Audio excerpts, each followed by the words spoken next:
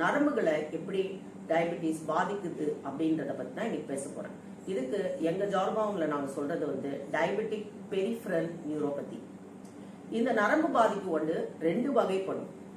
ஒன்னு வந்து painful neuropathy, இன்னொன்னு வந்து பெயின்லெஸ் நியூரோபதி. அதாவது வலியுடன் வரக்கூடிய நரம்பு பாதிப்பு, வலி இல்லாமல் வரக்கூடிய நரம்பு பாதிப்பு.